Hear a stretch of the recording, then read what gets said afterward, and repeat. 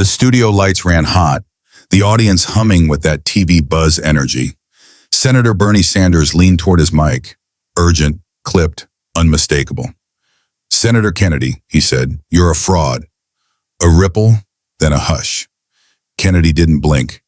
He reached into a thin folder, set one page on the table, and spoke so softly the room leaned in without meaning to. "Senator," he said, "before you grade my integrity, would you like to talk about your own investments? Like and subscribe."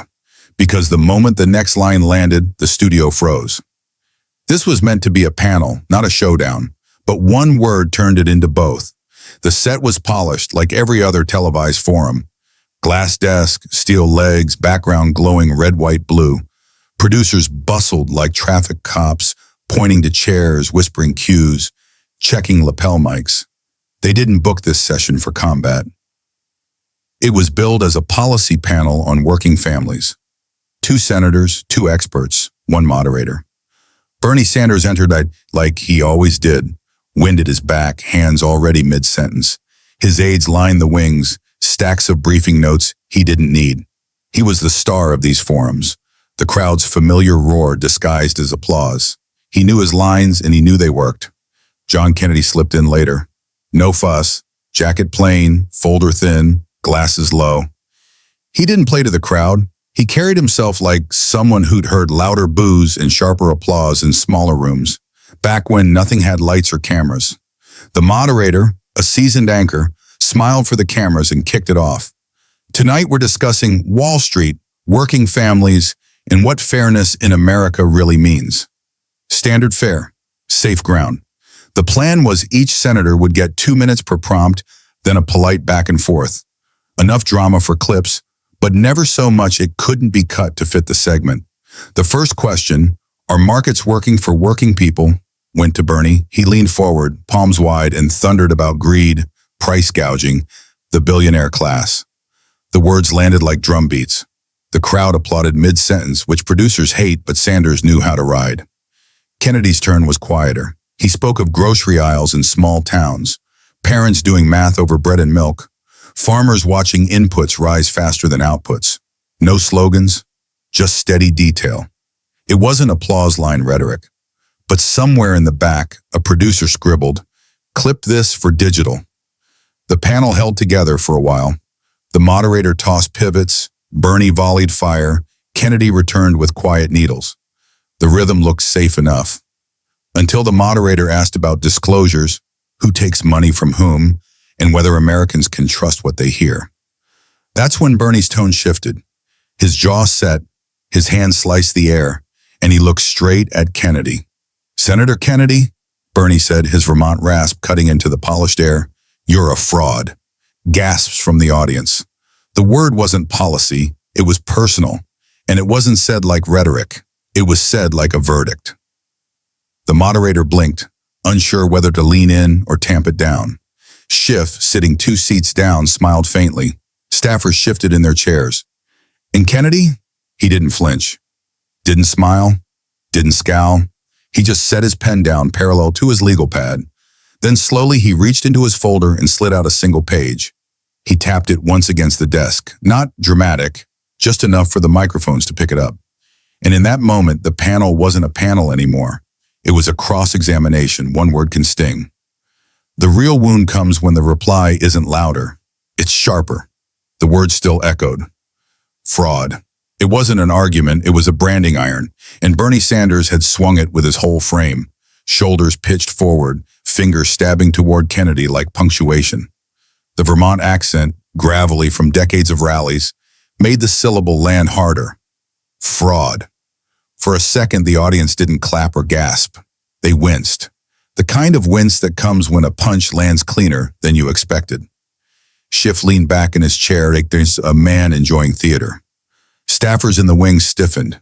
The moderator shot a glance at the producer, wondering if they would have to cut to commercial. Kennedy didn't move.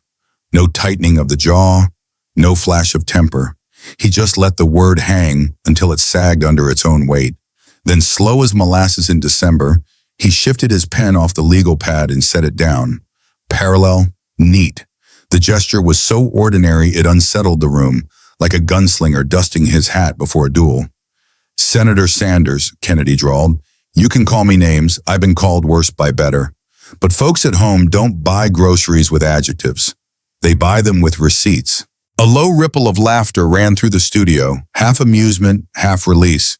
Bernie frowned, his brows knitting tighter. But Kennedy didn't break rhythm. He reached into his folder, drew out a single sheet, and tapped it once against the desk. The microphones picked up the thud. Now you and I both filed these, Kennedy said, sliding the paper a few inches forward.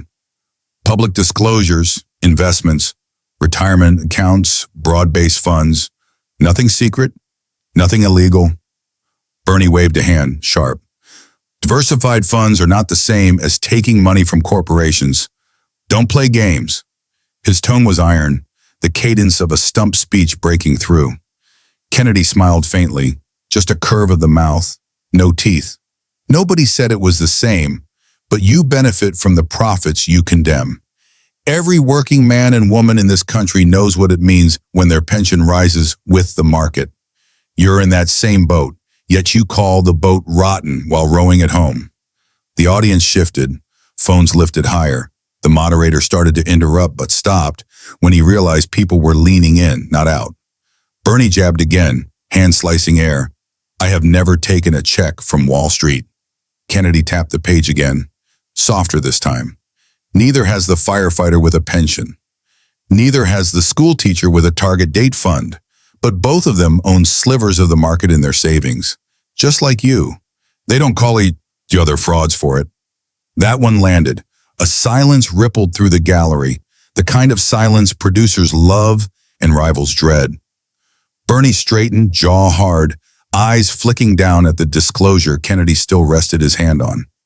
Kennedy leaned in, voice barely above a whisper, forcing the room to crane toward him.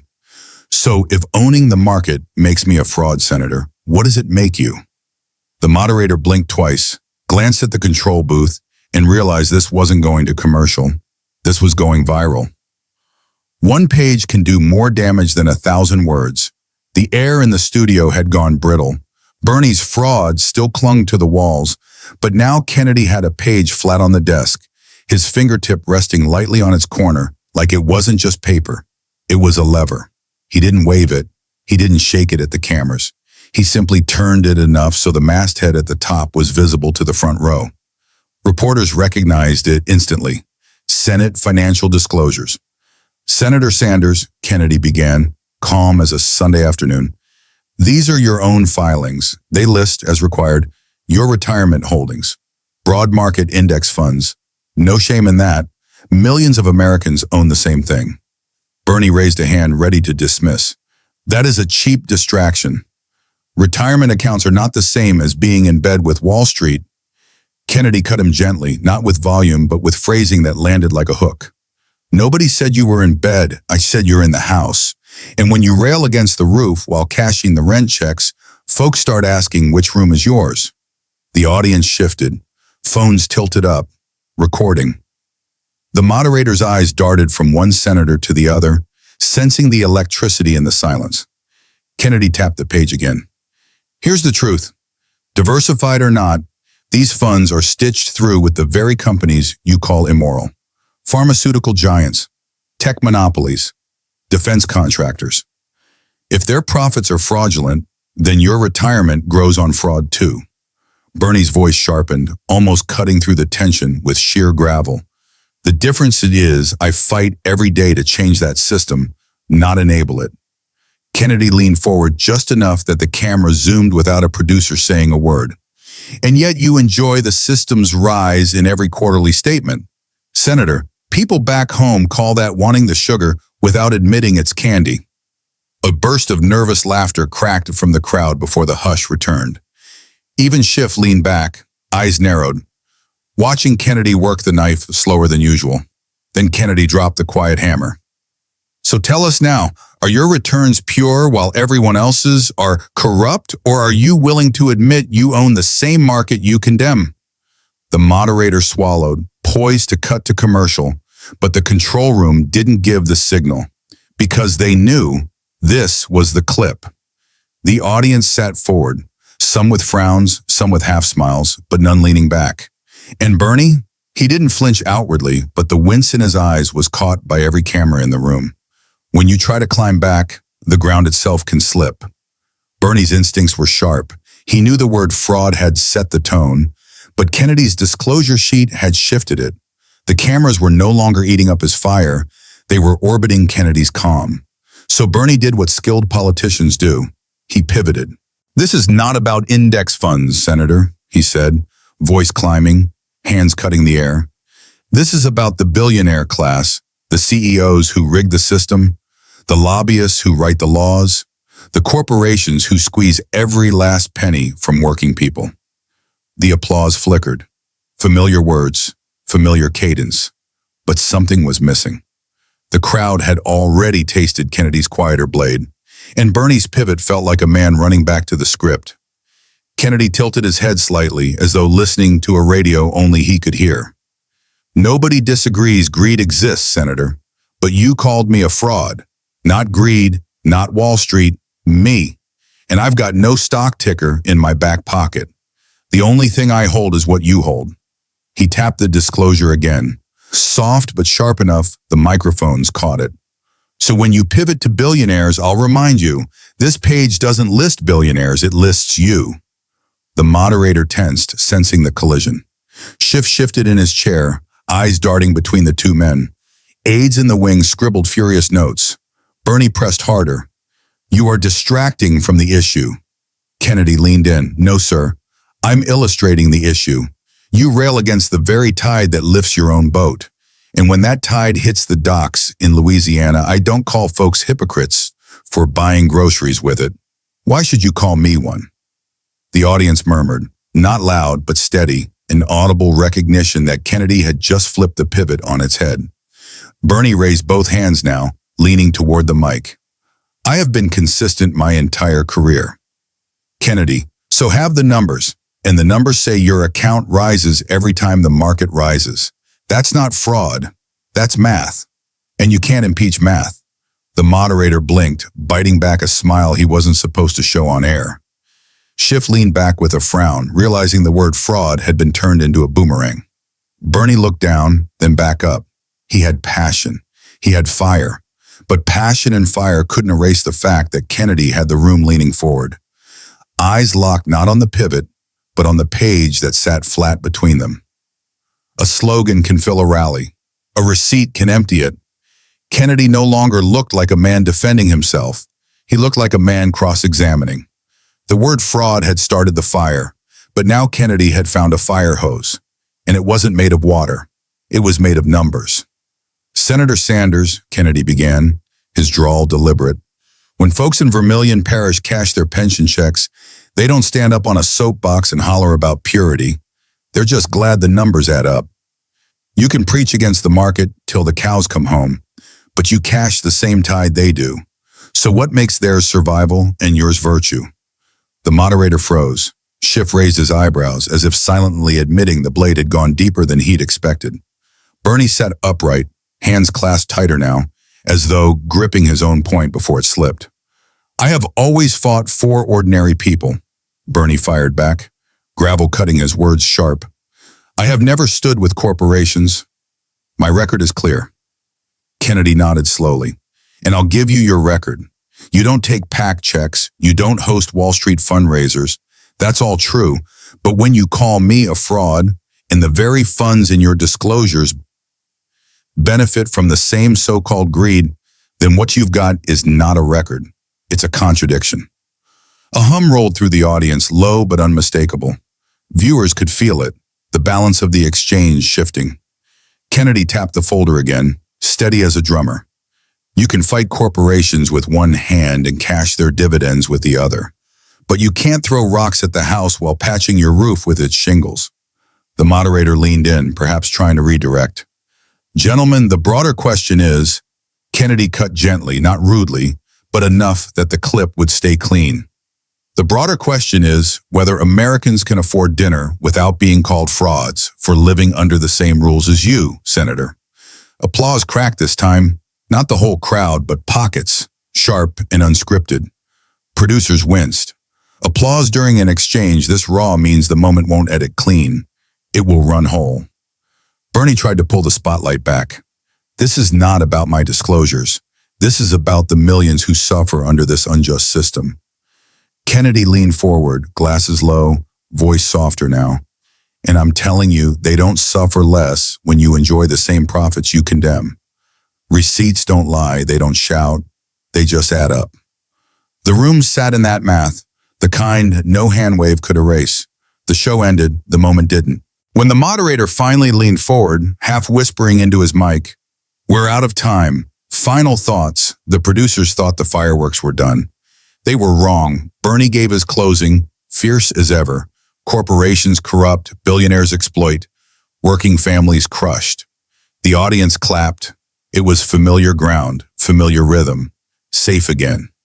But Kennedy's closing wasn't familiar. He didn't gesture. He didn't rise in volume. He leaned so close to the mic that the sound tech flinched, and he spoke in a line designed not for the room, but for the replay. Values spend just like dividends, Senator. The grocery store doesn't care what you preach. It cares what you pay. The studio stilled. Even the moderator's smile faltered, as if he knew he'd just heard the headline that would haunt the edit room. Schiff exhaled audibly. Bernie pressed his lips into a tight line, waiting to respond, but the moderator's voice cut in with the show's sign-off. The credits rolled, but the cameras were still hot. Someone in the control booth mouthed, "That's the clip." They clipped it before the outro even finished. By the time the senators stood to shake hands, the moment had already slipped out of the studio and onto every phone screen that mattered. On social media, the phrase moved like dry brush catching flame.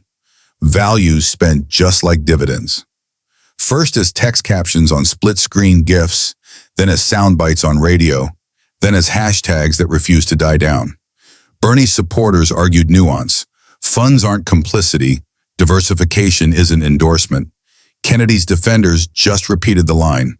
Values spend like dividends. Short enough to remember, sharp enough to sting, simple enough to spread.